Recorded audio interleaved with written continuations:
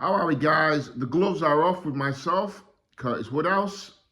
Hope you are all well. Like and subscribe, help the algorithms and all things like that. So I got paid out for my first few videos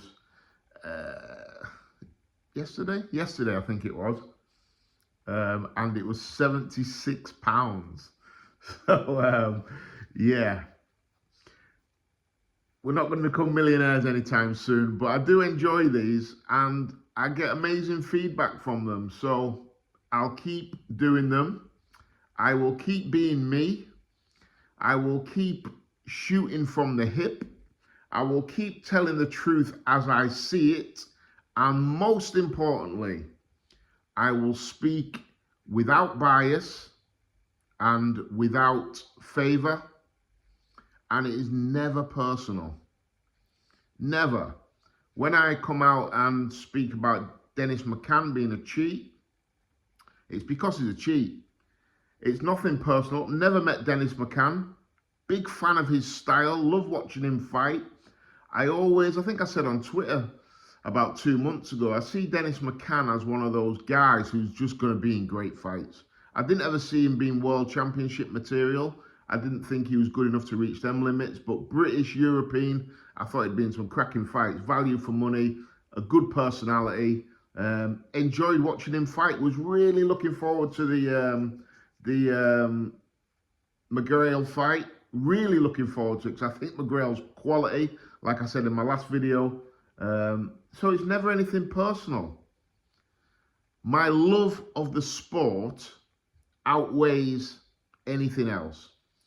And now I have my own fighters coming through. It's important to me that my fighters are not fighting people that are juiced up in the most dangerous game in the world. I've been very, very unfortunate to have tragedy in boxing right on my doorstep. I've seen it. I've witnessed it. I was there when Anthony Crolla boxed Kieran Farrell. It was on one of Dave Caldwell's shows. I was at the show and I seen Kieran Farrell collapse after in the ring, get rushed to hospital. Unfortunately, he's now fully functioning and doing well and life's good for him. But I saw that. I witnessed it.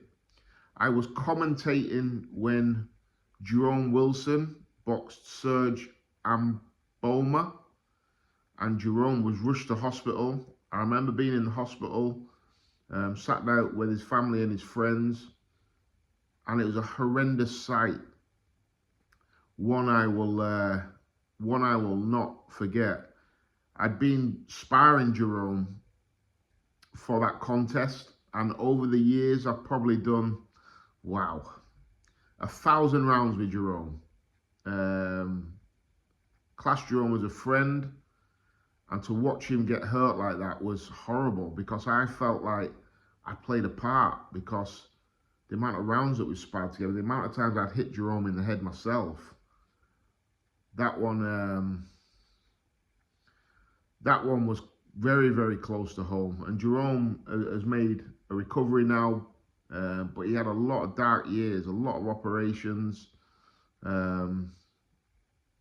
And I was commentating on the fight, and I feel like I played a huge part in that fight. And sometimes I think, wow, am I doing the right thing here? So I've seen that. And then my last fight before I retired, Scott Westgarth was boxing before me. I was on the main event. I was fighting John Wayne Hibbert in an eliminator for the British title, and Scott Westgarth fought. He was in the same changing room as me. He was in the home corner. He fought. He won.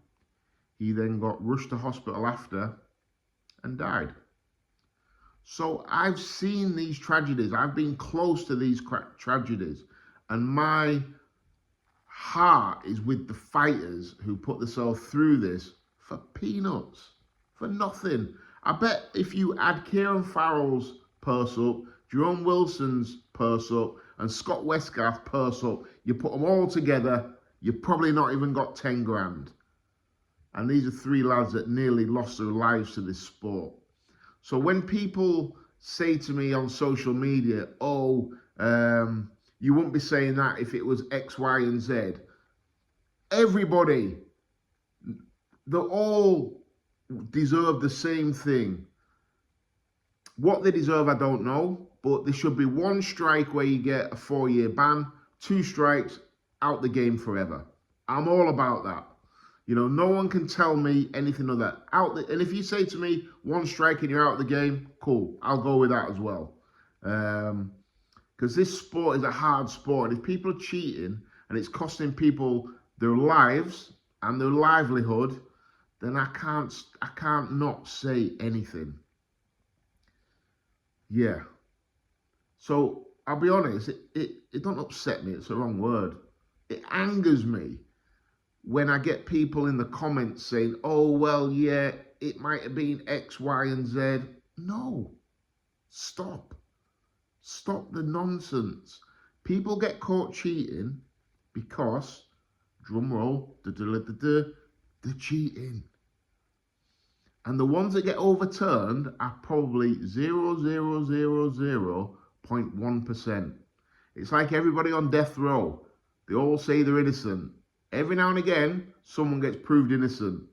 But there's all the thousands others that are guilty. And these ones that are failing tests are guilty. Until proven innocent. It's not innocent until proven guilty. Not for me. You fail a test, you're guilty until you prove your innocence. Like I say, Conor Benn proved his innocence. How did that get in his system? Somebody answer me that question. How did that get in his system? And then we can go from there after. And there's a thing called strict liability as well. So if it's in your system, no excuses. That's you. You should be banned or chucked out the game. Like I said, my heart and my love is for the fighters. I started boxing because I used to sit on the settee watching the game thinking, these guys, superheroes. And I wanted to be a part of it. So that I love the sport. I love the sport. Yeah, I've gone off a tangent. This video is actually going to be entitled Company Man, with Johnny Nelson on it. And there's never been a company man needed more than now, because someone like Johnny Nelson who gets called a company man, but he gets called a company man by people that want to devalue what he's saying. Because people like Johnny are the truth, and they speak how I'm trying to speak now, which is without bias, without prejudice, nothing personal, just my honest opinion on the subjects that I'm discussing.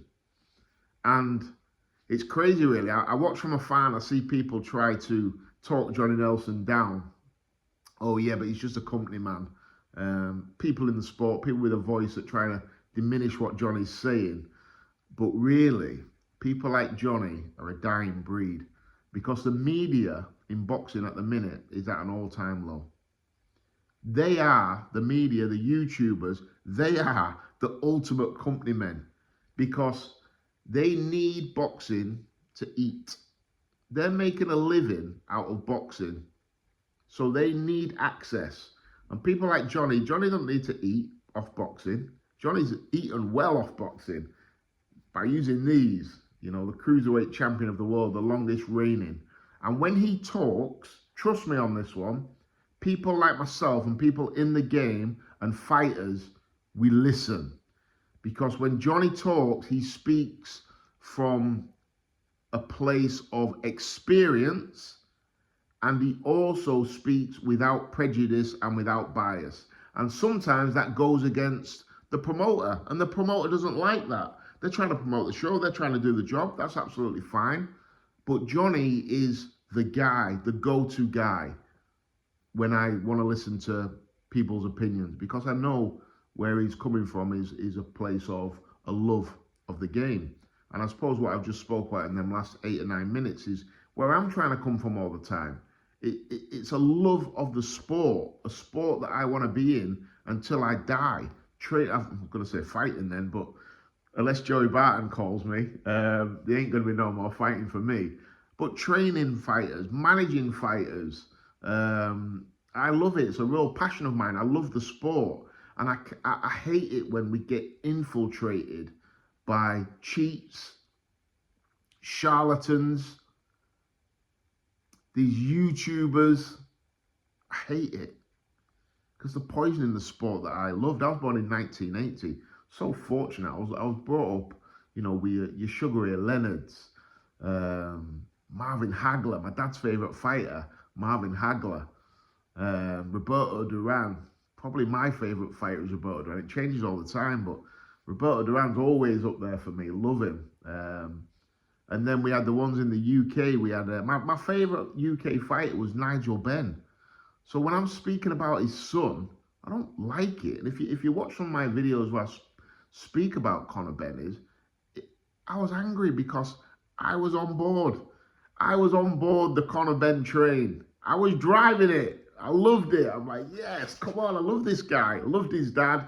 I wanted to be on board. So when he failed a drug test for cheating, that hurt me.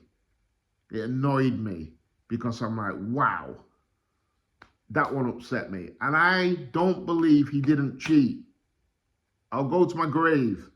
Conor Benn cheated, It is what it is. We don't need to go around the houses about, he's passed every test and all that. I don't care, he cheated. That is what it is. The facts are the facts. Clomiphene was in his system.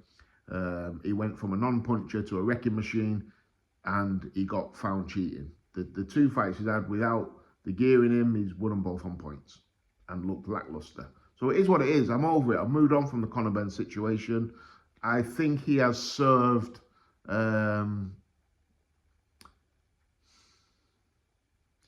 this probably goes against what I'm saying, but I think he deserves another chance. I think he does. I don't want to see him banned for life. I want to see him continue his career clean. He'll be tested more now than ever, and he deserves an opportunity to try and get his life and his career back on track. I'm all for second chances. Blooming heck. In my professional life, in the two sports that I've been involved in for over 2 decades, professional football and professional boxing, I've had more than 20 chances. So I never begrudge a man getting a second opportunity. So I believe Conor Benn deserves that. But for me, I am no longer a fan. I am no longer interested in his journey. Same as Dennis McCann. I'm not interested. I'm not invested. It is what it is. You cheated. You got caught. I no longer look at you the same. And before people say, oh yeah, but what about X, Y, and Z, and start listing all these fighters, exactly the same. Just insert a different name. I'm no longer a fan. I'm no longer like, yes, I'm rooting for this guy. I watch the fights. It is what it is. But big part of me is numb towards them because they cheated. And we need to preserve, that's the correct word, the company men like Johnny Nelson. Because without him, every now and again, piping up and saying, oh, whoa, whoa, whoa, no, that's not right, this is right. And then you look at it and say, yeah, Johnny's right. Johnny's right, because he I believe, speaks for people like myself who love the sport. And he's got a huge audience. So it's important. God forbid if people like Johnny Nelson get taken out of the stratosphere, then all of a sudden we have the usual suspects. And we all know, we don't need to name names, but they're very good at performing acts that get them a leg up. I can't stand it. Like I said, I don't watch. But yeah, we need company men. If company men are Johnny Nelson, then give me 10 more of them guys. And there's a few others as well that when they're on, I am like, yeah, I'm listening. Joe Gallagher, another one. I've seen Ben Shalom come on the other day saying like, Joe Gallagher's never happy.